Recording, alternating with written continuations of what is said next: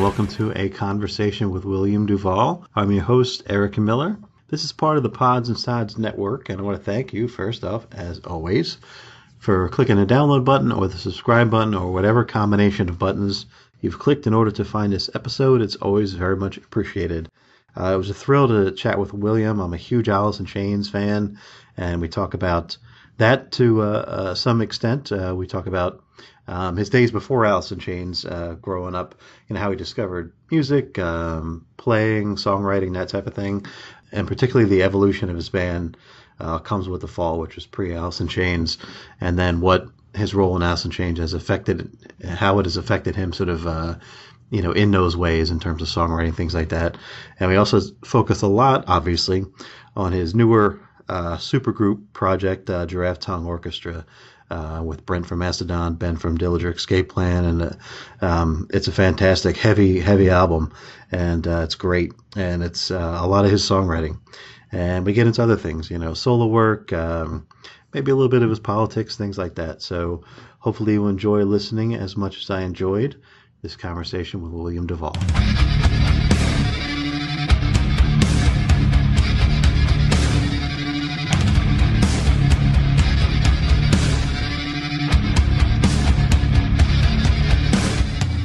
Gives me great pleasure to welcome Mr. William Duvall. Welcome, William. Hey, all right. Good to be here. Thanks for taking the time to chat with me about your career. Obviously, you came to a lot of people through, your work with Alice in Chains, but, you've been in the business for a long time before that, and your new album is project with a few friends of yours, Giraffe Tongue Orchestra, and I want to talk a lot about that, but kind of going back to the beginning, if we could, how did you first, sort of discover music or start singing as a little kid? Do you remember? Oh, well, the first discovery was Hendrix. When my cousin Donald moved in with my mother and me and brought his record collection, and in that collection, Band of Gypsies, we found Band of Gypsies, and it was just kind of a revelation. And that's really what got it going. And it's funny because I'm in a restaurant right now, and they just played the Isley Brothers' Voyage to Atlantis, and they were another kind of prominent band for me at that time. Ernie Isley, obviously having been tutored by Hendrix when Hendrix was backing up the Isley Brothers in his Chitlin Circuit days, and so I mean anything that had a guitar in it. After discovering Hendrix at 8 years old, anything that had a guitar in it prominently featured was a huge deal to me. So Funkadelic was major, Santana was major, and it was sort of a little bit further down the line that I got a little bit more into the traditional rock and roll kind of things, Led Zeppelin and Black Sabbath and that sort of thing. But then, hardcore hit America, and so around 1981 or so was when I made that discovery, and that was pivotal because that was pivotal because that was more about anyone can do this. Right. So by the time I made that discovery, bands like Black Flag and Bad Brains, I was already a musician. I mean, I was already playing. I'd been playing for a number of years, playing to anything that was going on at the time, whether it was the artists I already mentioned or just anything that was on the radio, like, Chic, or, right. Oh, yeah. Right. Or you know what I mean? Anything that was going on Black radio, on rock radio. So everything from Rick James to Rush, to Prince obviously was gigantic. But discovering the hardcore punk music was a huge thing because kids were doing it. Kids were involved, and it was a real empowering thing to see.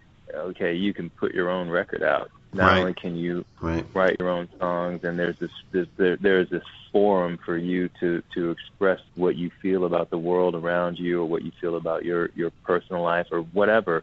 But you can also record it, put it out, and you can you can pick up the phone and book your own tour.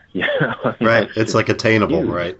Yeah, it's attainable versus a Jimi Yeah, it's Hendrix, which attainable. is yeah. Yeah, Jimi Hendrix is like right, a poster on the right. wall You that know, yeah.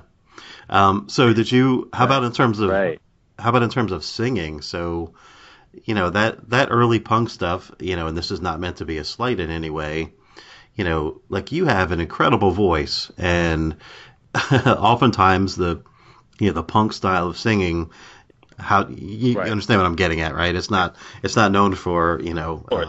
tonality, or however you might phrase that, but so Yeah, yeah, yeah.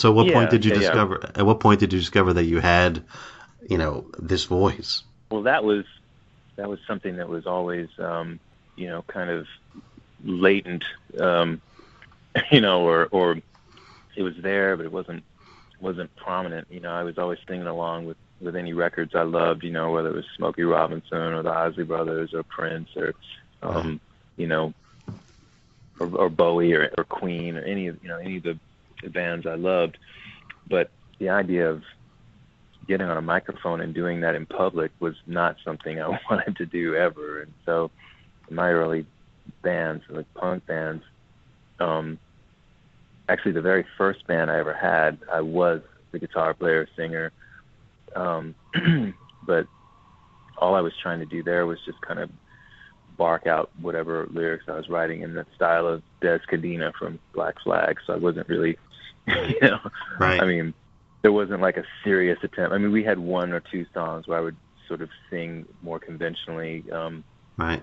but it came later in early adulthood, I would say. Really, that's when it entered my mind that this was no longer avoidable, and I should Right. probably Right. just go with it. Right. And it was with the band No Walls. No Walls was where it really happened, because No Walls was kind of 1988 or so, and so I'd already kind of moved through the hardcore thing and the hardcore punk metal crossover kind of thing. I'd already, been in Blast and spent time in California and come back from that experience, and then had a group called The Final Offering with Mike Dean and Greg Somas, and Mike Dean from COC. Greg Somas was a really kind of great Atlanta drummer, kind of in the style of Chuck Biscuits or Keith Moon. Right.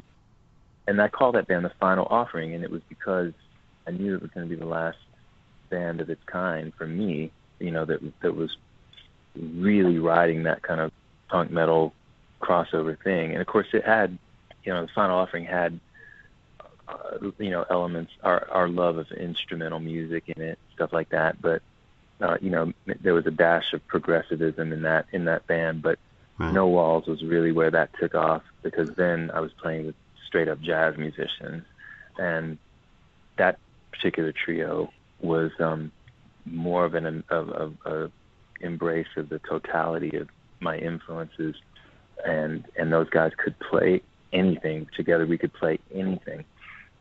So early on, No Walls started out as kind of an instrumental jam group, and we played stuff that might have sounded like it came off the Miles Davis Jack Johnson album or something, Right. and we would just play and play and play, and we loved a lot of the more free jazz and the harmonic music Ornette Coleman was doing, and so all of that found its way in. Coltrane was huge for us. And then one day I brought in a more conventional sort of song, and it was a simple ballad, really. And the idea was we would find a singer to sing it. Right. And at some point, just to show him the song, we recorded me singing it, because we used to record all our rehearsals just on cassette. We had mics set up around the room, and we would just hit record, and that would be that. It was really low key. But I sang it, and then we all listened to it back, and our bass player said, "Man, that's really good. you should just do this, you know? And that was the beginning of it. And so from then on, every song that I wrote, I sang. And it was, and those songs were more ambitious. It was more of a conscious attempt to express through singing as well as through playing. And so that was a leap forward. It really was a leap forward, and that's where it kind of started. And, you know, I was about maybe 20, 21 years old. That's great. And so I always consider it just something that developed later in life, you know? Right. And even then, it's taken years and years for me to even reconcile the fact that this is how I make my living. Because I never imagined that, you know? So it's interesting, you know, how things develop. That's cool. And it's the way you said that, it was really great that, you know, sort of was a culmination of all your influences, right? So it sounds like a maturity comes along with that as well, in terms of writing, in terms of vocals. Yeah, right. I think also there was an element of the universe attracts what you need at the time. And the fact that in 1988, I was able to find musicians who loved everything from Albert Ayler to the Beatles, right? You know, to all of the, you know, influences that I've been naming throughout this whole discussion, that I could find a bass player and drummer in Hank Choi and Matt Calley that loved that range of music and could play that range of music at that time in the city of Atlanta. That was really an unusual thing, and it has, for me, kind of an element of destiny to it, and you know, or the law of attraction, whatever you want to call it, you know. And it was what I needed, right? And it was able to push me forward. So I think there's an element of maturity and preparedness, and then that maybe creates the opportunities to actually make a great leap forward. Right. And I would assume each step of that. Yeah, and I would assume each step of that sort of becomes sort of a confirmation of your vision, right, or where you want to go, right? So you didn't mention it, but I'm assuming at a young age, you know, like the way you said Hendrix hit you, I assume you were like, okay, I'm doing that, right? So with each step, it's a confirmation of that, yeah. Yeah, I mean, I feel like Hendrix was plugged into something else. He was plugged into another higher frequency of existence, you know, consciousness, of whatever you want to call it, and to get exposed to that at such an early age, that was sort of the first blessing, you know, if you will, and right. You know, and I feel like it kind of, I don't know if it was a matter of like I was already ready for it, or you know, there was something in me that needed to receive that, or whatever it was. That's just, I feel like I started out with some of the highest level music that you can hear, and the standard was set so high so early that you know, it's really just been a matter of kind of trying to maintain that level of awareness through all the twists and turns that life takes you on, you know. Right. You know, and occasionally losing yourself and then finding yourself again, and you know, all that kind of thing throughout many, many years, but the touchstones are always present, and at any moment they're there to remind you, like, well, wait a minute, you know, this remember how you started, this is your prime direct. That's just kind of the journey, I guess, of, you know, of life or whatever, or journey of any, you know, of an artist.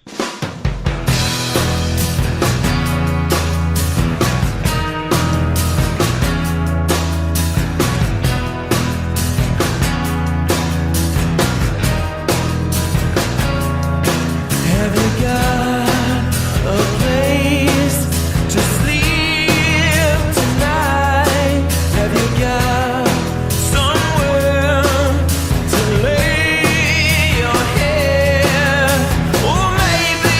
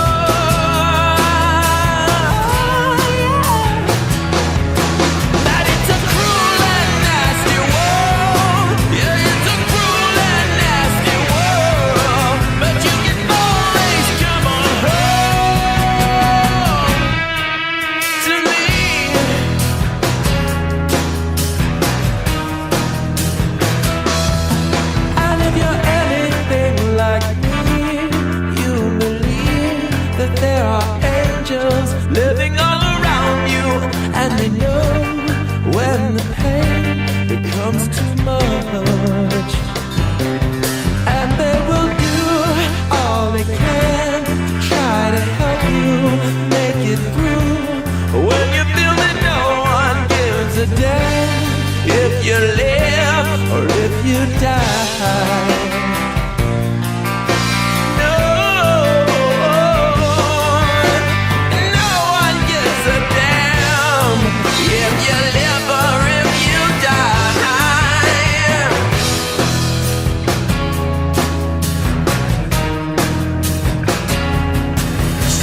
Found a love to keep you strong, someone who can do no wrong. Will ask me why I should care, and I'll give you a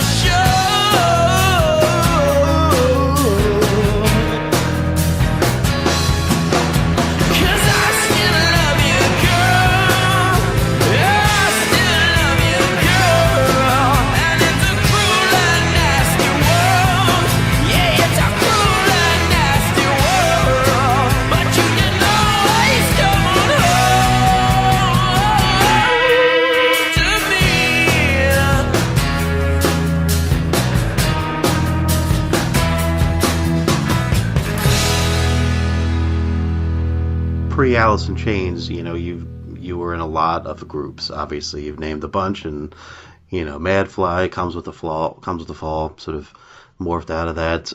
Neon Christ is the punk one we mentioned. I think Comes with the Fall is the one that sort of reaches the high watermark in terms of your pre-Alice in Chains career, right? And you're the principal songwriter and lyricist in that, and you had your own label. Like that really sounded like like a lot of work, like a lot of hustle almost, right? What did you learn through all of that? Oh, wow. I learned about commitment. I learned even more about commitment because, obviously I tried to approach everything I ever did from the time I was a kid with a high level of commitment.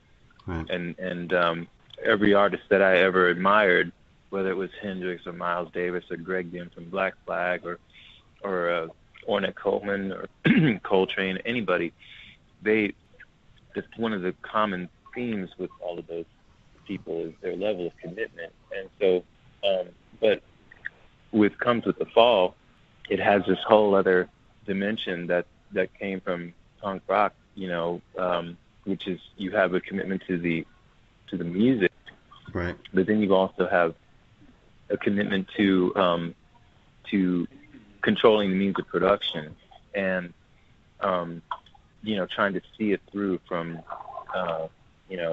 from conception all the way through execution, making the record, and then putting out the record, distributing the record, figuring out all of those often very tricky aspects to the business, of getting a record to market. And that was, Comes with the Fall really was an interesting experience because there was no existing movement to kind of ride, the punk movement kind of provided its own scene and its own distribution network, and primitive as it was a real thing. And with Comes with the Fall, we were trying to sort of do this kind of this ambitious rock music, but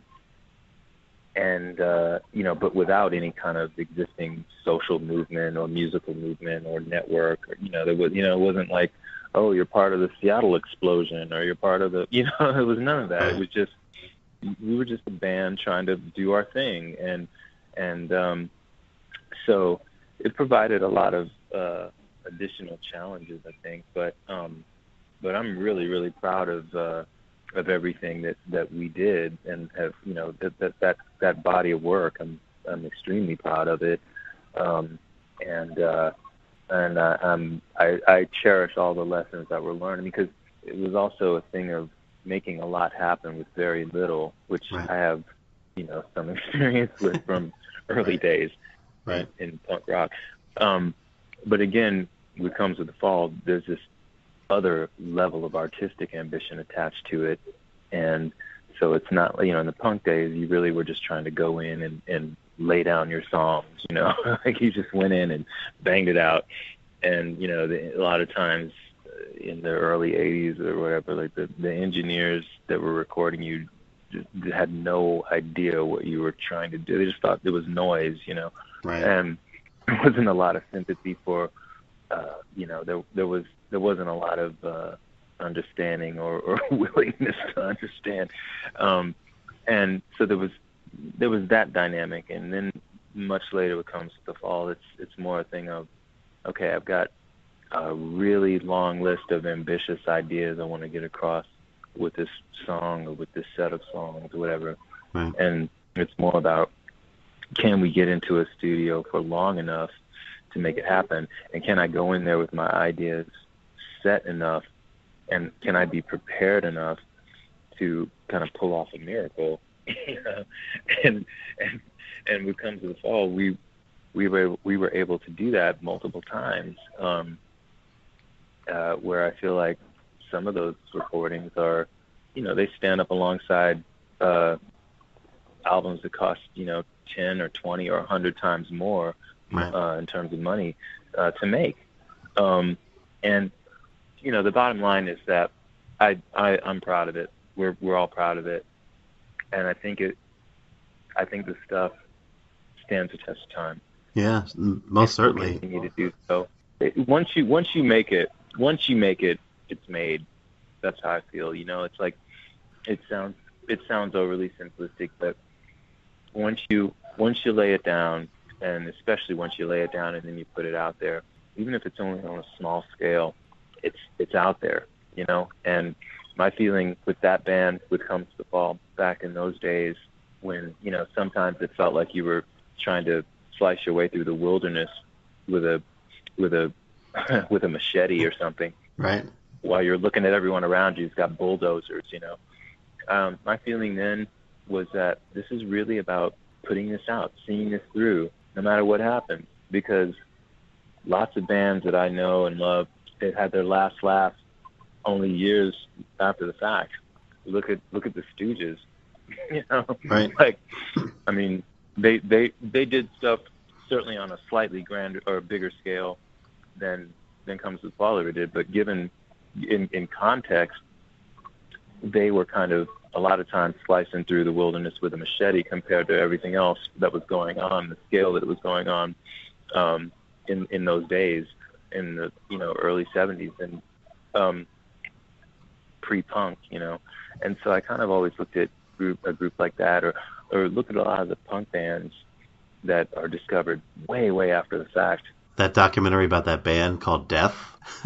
Yeah, Have you seen exactly. that? Death is a good example. Yeah. And and so I just felt like lay it down, put it out, because hey, you have to anyway. You got no choice.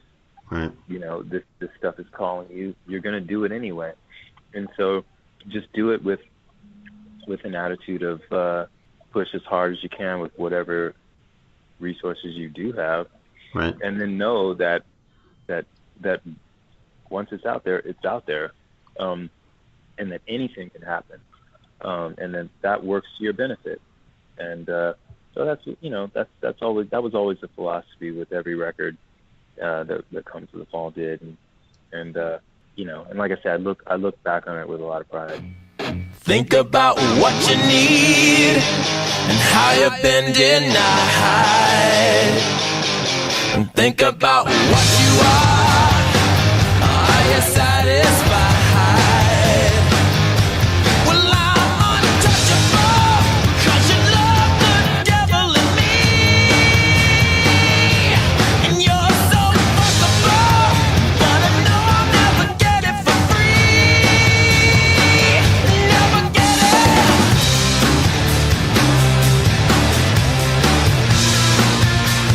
Let the power fall,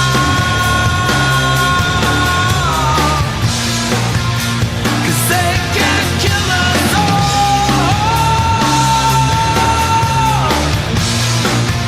And we love to see 'em crawl.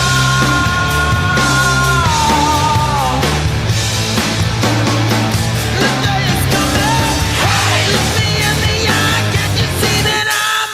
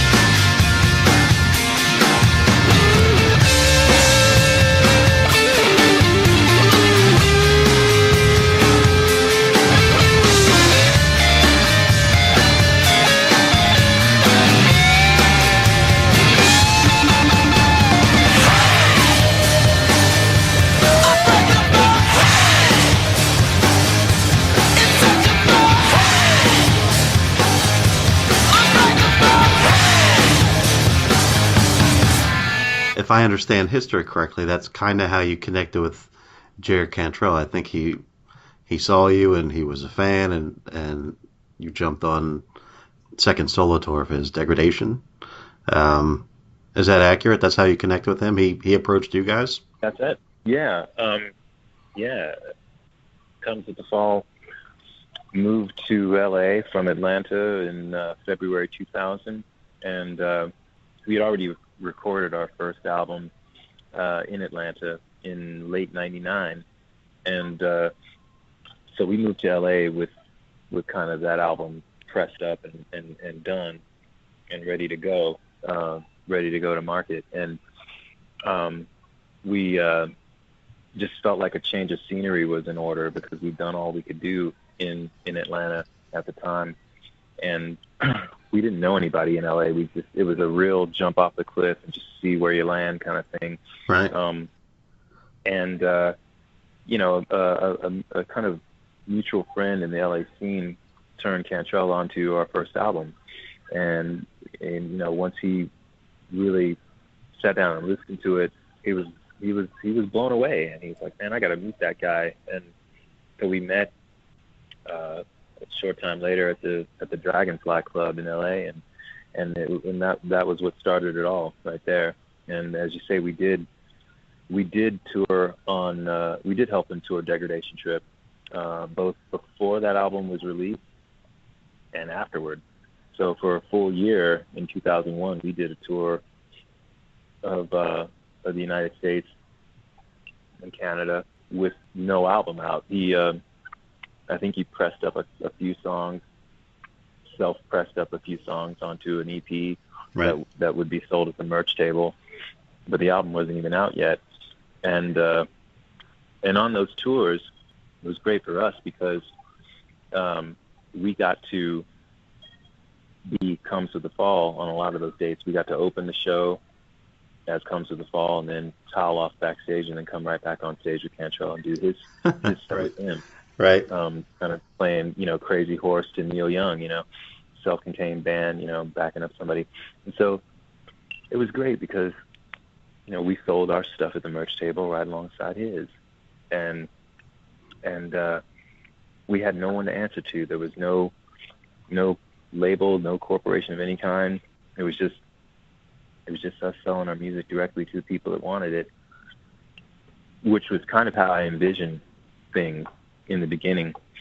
I had this kind of, you know, lofty SST vision, you know, where we'd be able to tour the country on our own, and, you know, eventually we'd be able to bring our own opening bands, and we could build this up as a culture with, you know, with this collective of bands, and you know, that was kind of what I had in mind, but we may not have gotten that far completely with it, but those days with Cantrell were the early manifestation of that, because we sold a lot of records, and it wasn't necessarily on the radar. It wasn't like SoundScan was recording it or anything, but for us it was fine because the music was getting into people's hands, you know. In new places. We as did well, that all right? of 2001 and all of 2002. Yeah, Right. exactly. We got to really get into the nooks and crannies of the country. Yeah. You know, because we're not just going to play New York and Philadelphia and LA and San Francisco, and we're going to play Fayetteville, Arkansas. We're going to play Lawrence, Kansas. You know, and it was really cool. We did that for 2 years straight, all of 2001 and all of 2002. Once Degradation Trip was finally released by Roadrunner, and then we got to tour the UK as well, and same kind of thing. You know, we weren't just doing a show or two in London. We were playing in Wolverhampton. We were playing in Birmingham. We were playing, you know, we were doing it. It was cool. Real nitty-gritty touring, you know. That's great. Great for a band like us who was completely independent.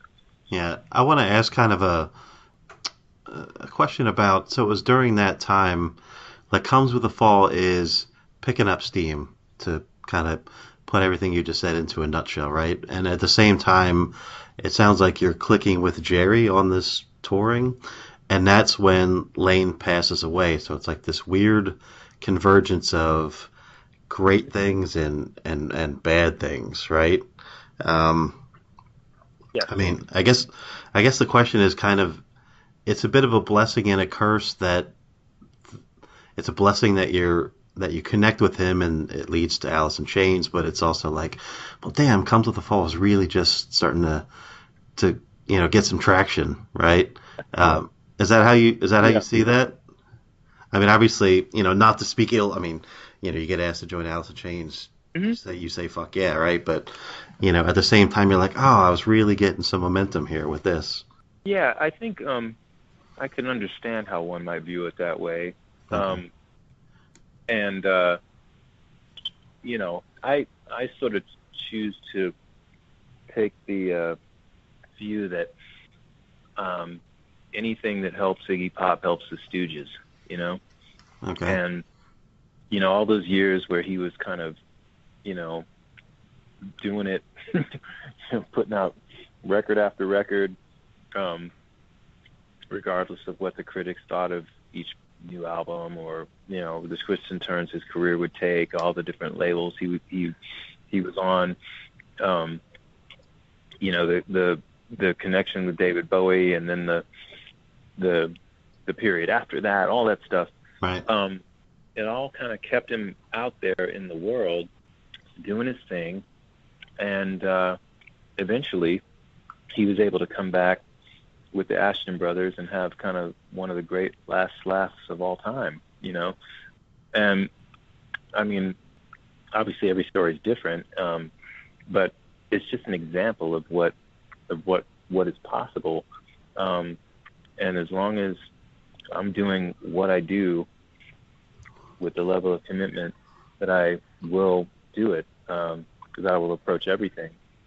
I feel like any number of things is possible. And that, you're going to have some unexpected detours for sure. Right. Particularly in my case, but that it's all just part of the adventure. I mean, because look, we could certainly look at it the way you just laid it down. Right. At the same time, we're talking early and mid 2000s, going into late 2000s, the first decade of the new century. The music business was rapidly changing as well, and so a band like Comes with the Fall would have been, if had I not hooked up with Alice in Chains, a band like Comes with the Fall and a guy like me who was trying to run this kind of really, really truly independent label would have been subjected to all of the impact of the implosion of the industry as we've known it, True. up to Right. that time. Right. And would have made, I mean, the economics of what I was doing were very difficult to begin with. I think they would have only been made more difficult by all of the changes going on. Joining Alice in Chains, as I say, as much as one could have viewed it, or could view it as a disruption of this path that Comes with the Fall was on, one could also view it as kind of like, well, but in the end, this is the kind of thing that could only help. It helped awareness. I mean, suddenly all over the world, at a level that had not happened prior to that, people would be talking about Comes with the Fall, and here we are, you and I, 16 years Right. after first album Comes with the Fall, but and we're talking about it. Right. So, I just sort of look at it like, well, just like when I was 8 years old, suddenly I'm exposed to Hendrix and all this other great music, and just like when I was 13 or so and hardcore happened right when I needed it, or seeing a guy like Prince doing what he was doing and seeing that grow, like that was all happening right when I needed to see something like that. And Right. I could take the same view with all this stuff, everything that's happened in my whole career, Right. Did you, including Alice. yeah, and obviously, hopefully I didn't mischaracterize that, but yeah, I mean, Alice in Chains, that's a once in a lifetime kind of opportunity, and I'm not saying that that you shouldn't pursue that. But the thing about that intrigues me, and particularly the way it goes into Giraffe Tongue Orchestra, is comes with the fall, you're the principal songwriter, lyricist. It's kind of your show, right? Mm-hmm. And then with Alice in Chains, there's less of a role for you to be that guy, right? But again, by the same token, like I think, again, Lane passed away when you guys were on the road, and I think I read that maybe your grandfather had passed away at the same time, so you kind of have a new, right. Yeah. So you kind of have a new brother in a way, right? So that path also becomes just as natural.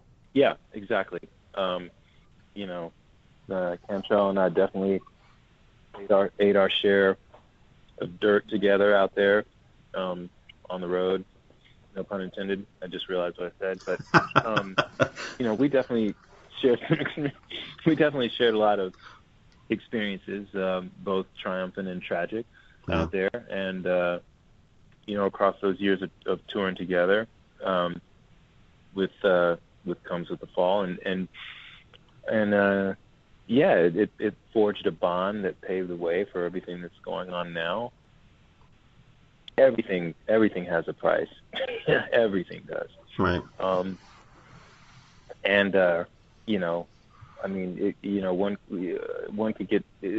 might be tempted to get very, very sort of cosmic or metaphysical about all this stuff, but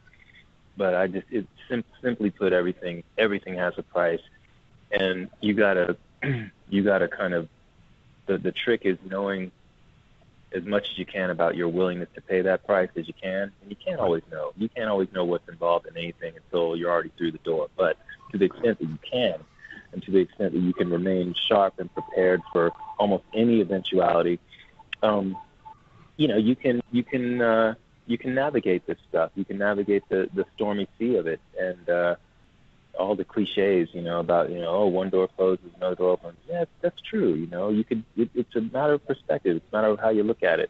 Right. And the Alice thing has been quite an adventure for sure. And yeah, it's a different role than what I've played in just about every other group I've ever been in. But as we can see with GTO, it doesn't preclude, Right. It doesn't preclude my pursuing a lot of other things that get me, a little bit more back into the role that I'm used to.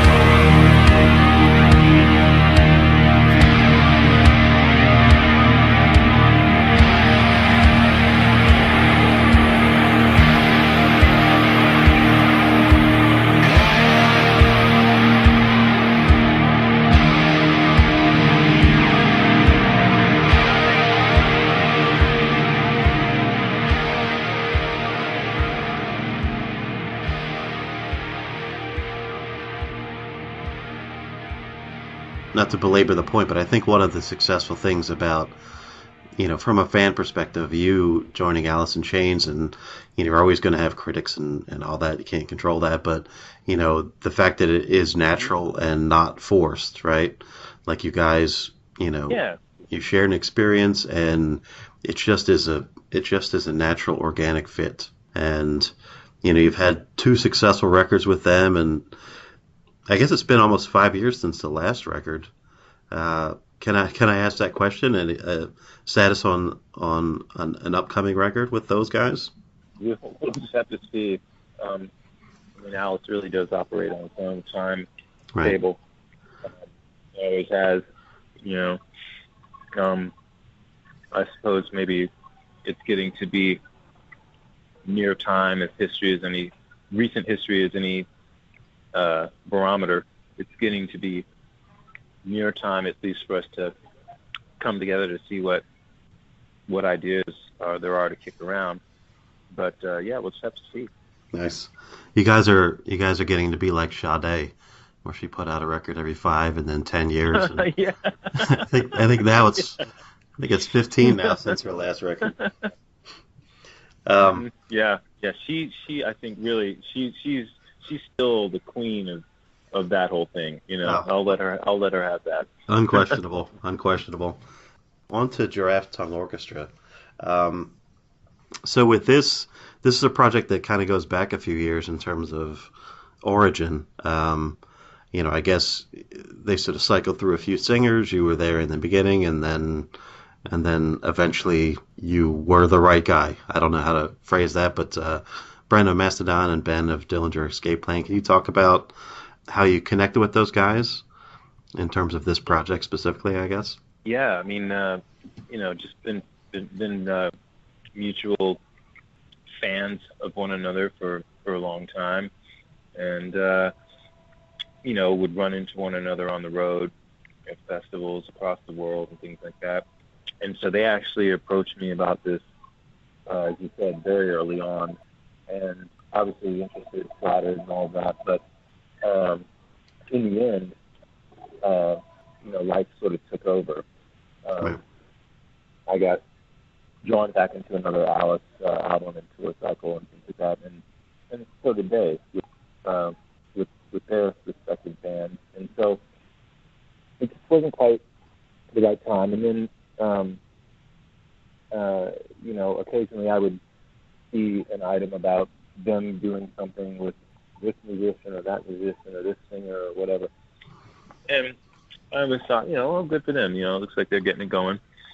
But then I ran into Brent Hines at the grocery store in Atlanta, kind of early 2015, and I found out that, in fact, some of the things that I thought might be going on or about to launch, hadn't quite developed the way they had appeared. And so at that point, it was a matter of they tracked some music with Thomas Pridgeon and Pete Griffin at that point, and had this sort of body of music and nothing else. And so my sort of interest was rekindled, and all. He was like, "Oh, I'd love you to still do this, man." So I was like, "All right, cool. Let me get on the phone with Ben and see what's really going on here." And so I did, and that conversation was very sort of quick and to the point about what we did want this thing to be and what we didn't want it to be. And Right. We didn't want it to be some sort of just loose-knit all-star collective. We wanted to kind of more forge it into what we think of as a band in the old-fashioned sense.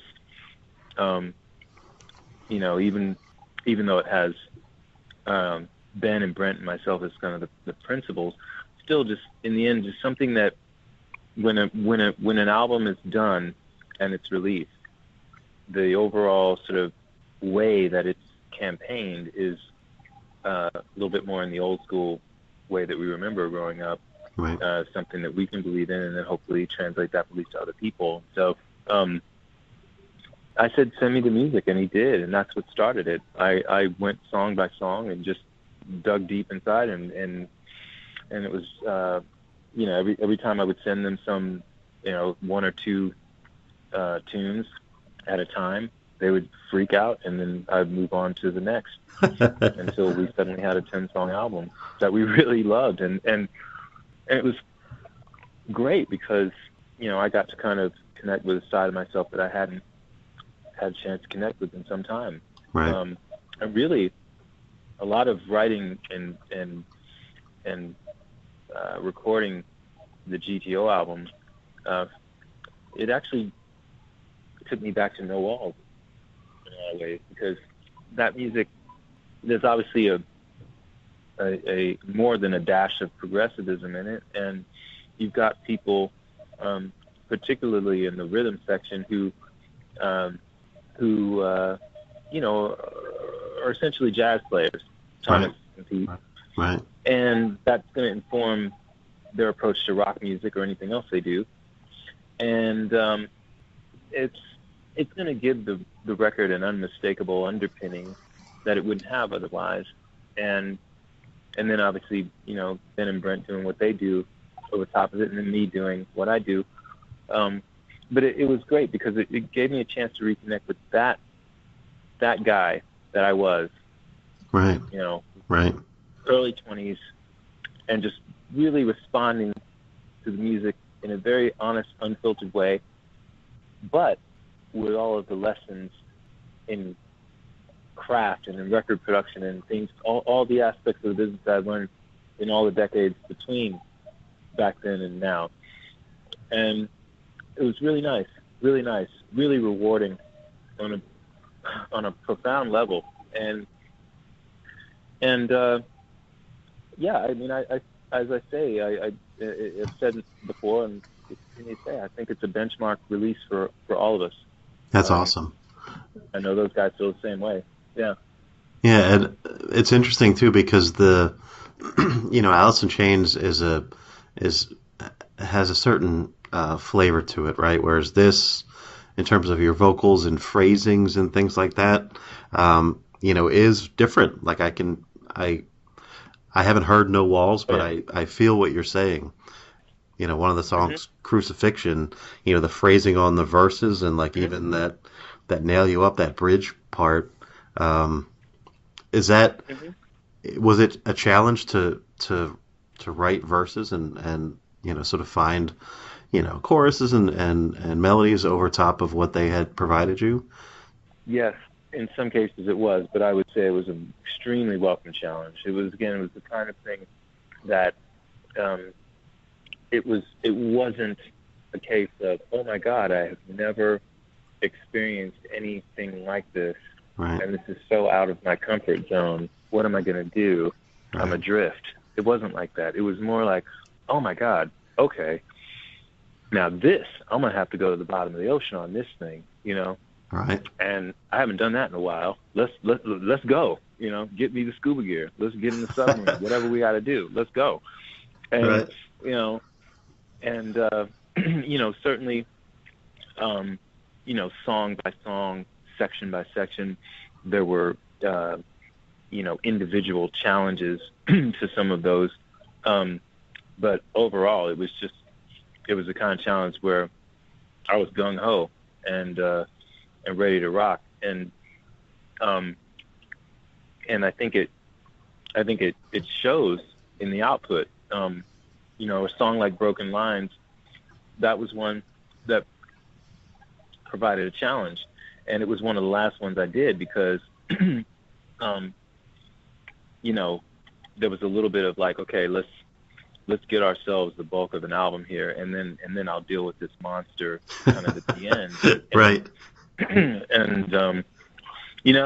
let's really get ourselves proof of concept that this can work, and then I'll dive into this more shark infested water here and see if we can come out the other end of that. But it was really great. I mean, it was just as I had done with some of the other tunes, I would just get in the car and start driving and listen to the track over and over again while I was driving.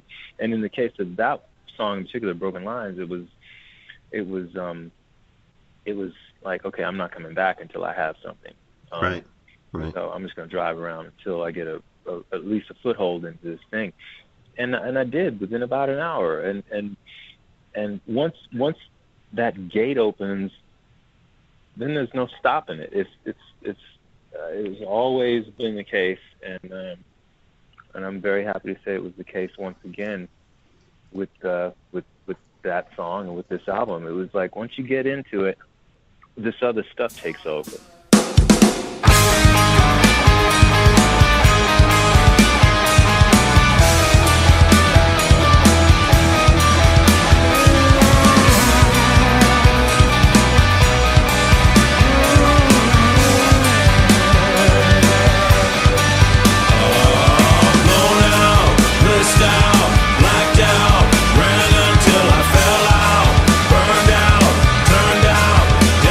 On my shoulder, yet there's peace here, chasing down the meaning, locked in by fear.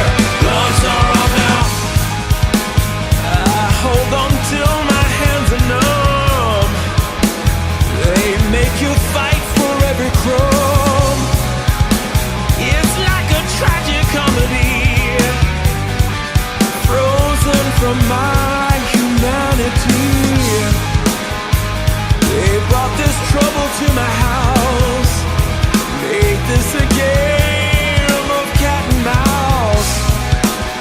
And now however long it takes, they must surely pay. Blown out, blissed out, blacked out, ran until I fell out, burned out, turned out, death is on my shoulder, yet there's peace here, chasing down the meaning, locked in, I'm here, sucked into the slipstream, no more drowning, I control my breathing, take off, flying, into the horizon, kicked in, high gear, nothing's in my way now, signals, all clear, right up to the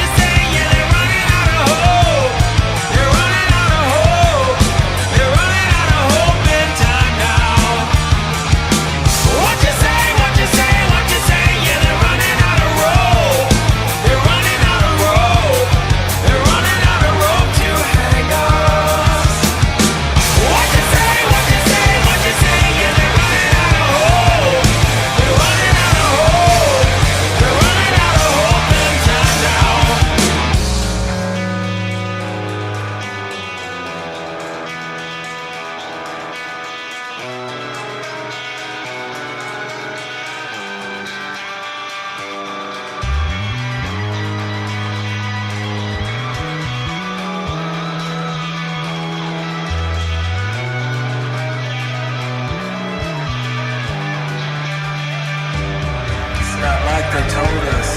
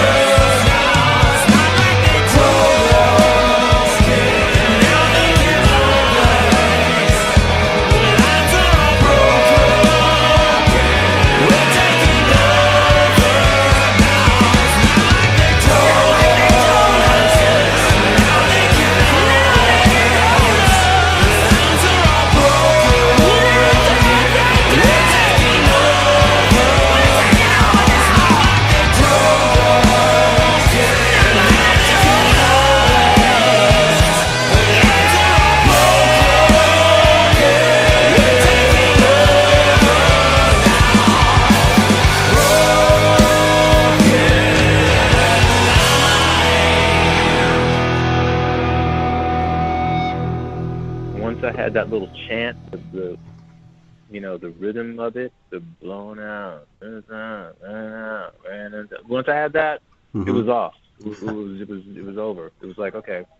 And how wonderful is that, right? Out of that record, and that's so great. Yeah.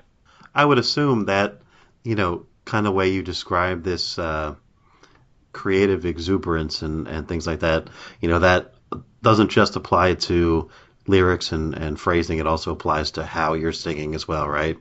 Like you said, all the lessons you've learned through these years, you get to, it's almost a circle back, a culmination. Yeah, no, it's you're exactly right. It's you apply these lessons even unconsciously. Right. It's not like I'm sitting there thinking about it. It's just happening. And then, in retrospect, I can look at certain points where it clearly happened, where a lesson I've learned from a past experience has really helped me navigate this one. But yeah, at the time, it's just happening. And I know that the only conscious thought that I applied to the GTO record and writing it was the fact that my role as my role in the band and on the album in general, just broad strokes, could be one of providing a lifeline for folks who may or may not listen to music like that right. Regularly. Right. Like rather than taking something that's really already gnarly and progressive and then trying to kind of run completely parallel to that in my approach to writing or in my approach to singing. I would more take a cross-cut approach. It would be like, well, if you're going fast, I'm going to go slow, or if you're going high, I'm going to go low. Whatever it is, like I'm going to be a touchstone that people can hang on to. If the rhythm's really tricky, I'm going to try to find the points where I can slice across it in a way that you're definitely still going to feel the trickiness of what they're doing, but you're going to feel like, oh, I'm cool though, I'm safe. Right. I'm in a boat and the boat's cutting across the water just fine. We're going to be okay. Right. Right. And to provide, maybe more melody, and stuff. You know what I mean? Like where another person might, take more of a, okay, they're angry and ripping here. I'm going to be angry and ripping too. I'm going to scream my head off all over this thing, and I'm going to, whatever. Like that's not me. So, I did what I did, and I've seen and heard in the reactions of people, listeners, and some writers that's exactly what they felt. Right. That yeah. they love the way all of that works together. So because I think a lot of the best music is about contrast, and if they get choppy, let me be smooth, and let's see how that works together. Hey, you know what's interesting that you say that, because I was going to ask a follow-up question, which would be, assuming you guys get to a second record, would you prefer being part of that creative process earlier on in terms of, writing and recording the songs instead of having a finished product to add your element to? But the way you say it, it almost sounds like the fact that it was completed, offered you the opportunity to provide that contrast. Like if you're in the same room, you might be less likely to do that, right? Yeah, I've thought a little bit about that as well, and I think if we get to a second record, it will unfold the way it unfolds, right? And I won't try to impose too much of anything on it either way. But if it so happens that I'm able to get in there on some of the music writing, then so be it. But honestly, it's like I do think there's a lot to be said for the way it went down this last time, and letting them be them, let them do their thing, and then present it to me, and then I just do my thing. Like there's, right. like there definitely was a lot to be said for that, for this album, and whether we can try to recreate, the lightning strike a second time, maybe that's foolish, but we'll just have to see how it goes. And I actually hope we get to be challenged in that way. I hope that we get that chance to see what will go down. I hope we get to a second record. Yeah. Just kind of one final question about sort of your personal creative journey. Now that this spark has been reignited, William Duvall solo album at some point? Is that something you kick around or have actively pursued in any way? Absolutely. I mean, there are. Interesting you bring that up, because I was just talking about this last night, that there are tracks that I started on back in 2011, 2012. And the tapes they're just sitting there because I wasn't able to complete them. But there's some really good stuff there, and I'd love to keep working on that. I mean, and again, I say tapes because that's exactly what I was doing. I was doing it the old-fashioned way, that comes with the fall way. Nice. Where we're talking about reels and magnetic tape. And I really would love to do something with that music. I don't know what name it would come out under, or whether it would be just my name, or whether it be a band name or whatever. But yeah, that's a huge thing for me to kind of make something happen on that front. Nice. Whatever form it takes. Yeah. Cool. Looking forward to that.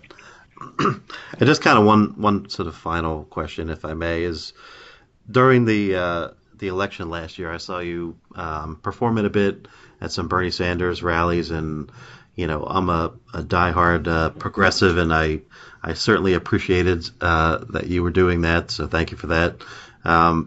And I assume we're cut from the same cloth as far as that goes, and it's a dark time for guys like us, right? I guess what's next for a progressive? Like, I guess maybe I've answered my own question, because you talked about your sort of career path and having fortitude. I guess does that just apply to, having a true north in terms of progressive ideology as well? Yeah. I think simply put, yes. This is the time for anyone who cares about some of these issues, whether it's climate change or racism or one's approach to immigration, anything, to really just to kind of batten down the hatches and times like this times like this are what really brings out the metal in people. Right. Times like this they're what really tests one's commitment to any ideals one may hold. Right. And just as I'm sure the folks who won this time around will be very committed to their agenda. Right. I would hope to see anything close to that level of commitment from the more progressive side. I think it's perhaps always been a little bit more complicated on the so-called progressive side, because there are just so many more. There seem to be so many more factions to it. There's just so many more people that you're trying to address. So many more different agendas you're trying to address, it gets a little bit complex, right? And it's easier for there to be infighting. It's easier for one group to feel like they're being stepped on by another group within the same umbrella, under the same big umbrella, but just different factions within that larger group. Right. It's easier for people to get caught up in the minutia of things, and I don't often talk about these things in public, but it's. I will say one thing, and it's that the other side seems to really understand that there's a war on. Right. They deal from that deck, and I think things will start to become more interesting if and when the so-called progressive side starts approaching things from that level of urgency. I think that could get interesting. But of course, it's going to be interesting no matter what, because I mean, this whole thing, this whole election cycle has been one for the books. Yeah. And it's about to get really, really. it's going to be something to see. Yeah. These next few years. Yeah. Sure. The other thing. Sure. Yeah, no doubt. Thanks for talking about that. The other thing that I always take solace in is, like, right is right, and you essentially cannot stop progress. It can be delayed, and there can be, darkness before the dawn and things like that, but progress happens. This is a reaction. Everything that's happened, in this last. The developments of this last election are a reaction, and there's always that thing, the pendulum gets batted this way, and then it goes back the other way, and but yeah, what is it? King said the arc of justice or whatever. It may be right. Long, but it always, or the arc of, what did it say? The arc of history or something, but it always points to justice. That's the whole thing. I'm mangling the quote, but yeah, I think that's basically right.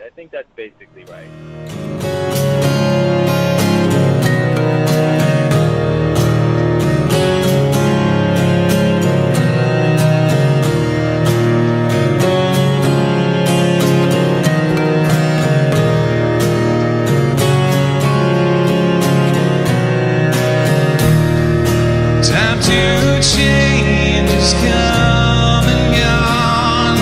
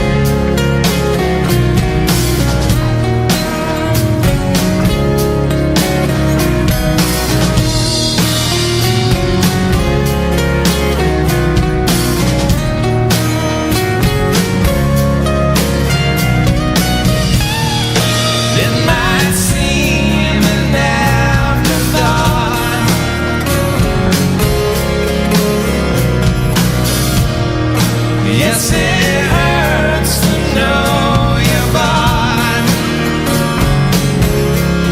It's your decision.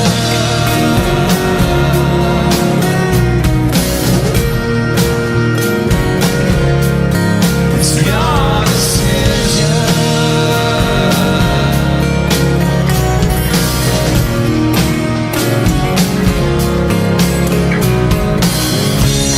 Being a violent person when you lie. Feel the pain that screws you on black inside.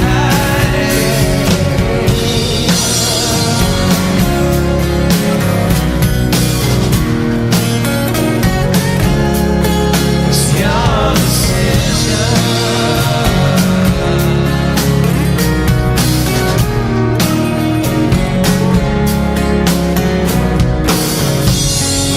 No one plans to take the path that brings you lower. Here you stand before us all and say it's over. It's over.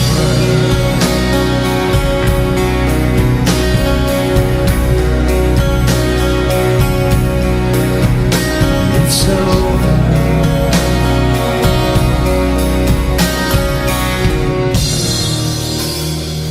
Thanks again for listening. You can find more of William on Facebook, which is facebook.com/William Duvall Music, GiraffeTongueOrchestra.com, AllisonChains.com. Hopefully you'll go check him out and all of his various projects. And you can find more Pods and Sods on our website, which is podsodcast.com. You can also find us on Facebook, facebook.com/podsods. You can find us on iTunes, on Stitcher. If you go to iTunes, a review would be nice.